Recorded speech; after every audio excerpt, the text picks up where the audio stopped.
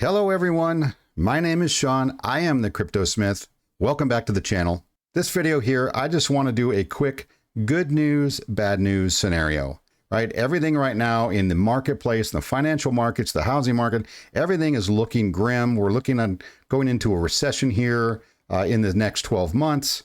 But I want to try to pick out some good pieces of news and something to stay positive on, right? Everything here is red.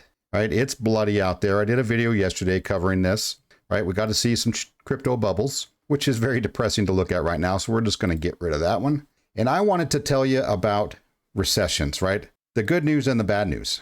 The good news is the average recession only lasts 11 months. And I know as humans, it's in our DNA to think about whatever situation we're currently in, especially if it's a bad one, that it's going to last forever and it's never going to change. But obviously we know that's not the truth. That's just something we tell ourselves because we're uncertain about the future. You know, and when is this going to end? When are things going to turn around and get better? But it always does. It's going to get better. We're going to go through some rough times here for the next probably 12 to 18 months on just a guess on my part. The better news is that the average expansion in between these periods of recession is 67 months. That's the average. That's over 5 years of Yahtzee and Mai Tais, right? Everybody's doing good. Profits are up. You can put money in your 401k, right? Money is cheap to borrow, right? Those are the good times. Unfortunately, those times at the peak tend to produce recessions, right? Because we overindulge. We make money way too cheap, way too long. And then the Fed takes their time to react to that. So what are you going to do about that? Right? There's nothing you can do.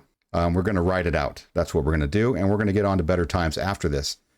I just wanted to mention that, right? And I don't know if you've ever even looked at this, but the average recession is only 11 months. And the average expansion is over 5 years. So that's great. Right now, we're kind of at this late stage heading into this recession, right? We're not really here yet, but inflation is way above target, right? That's kind of what it says here. The central banks are tightening their policies.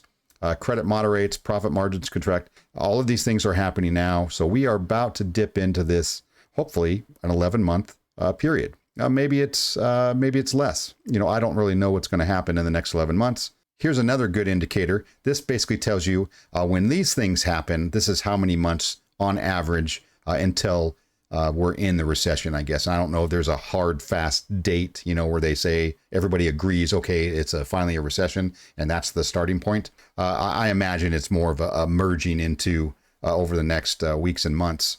But basically, housing starts is kind of where we're at, right? They're going to be cutting back on housing starts in most markets. And once this happens, you know, that's saying 5.5 months and until the recession, right? So basically, we're 6 months away.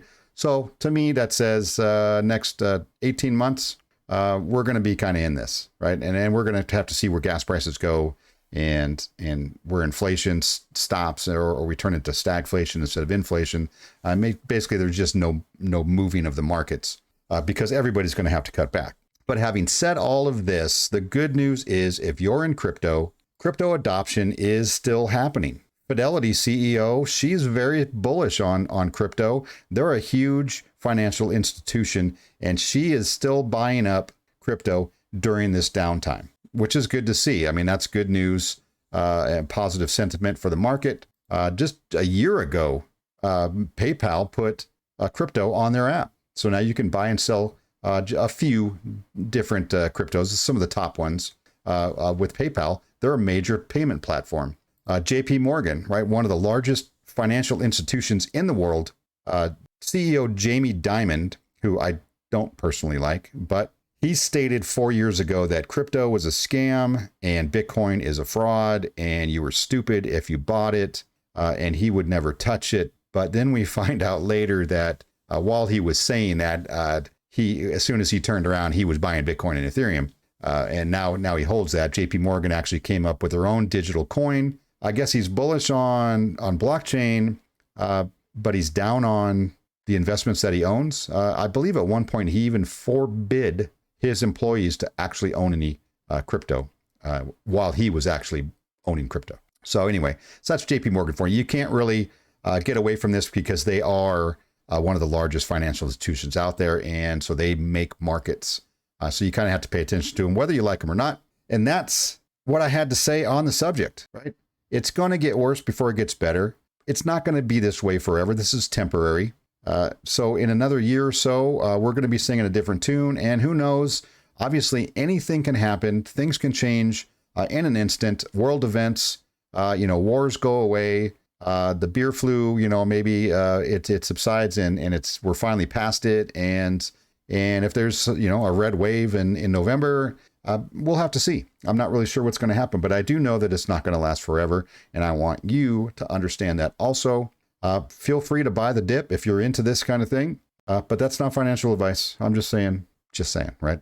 Anyway, I hope you liked the video. Give me a like and subscribe if you liked it and you want to see more.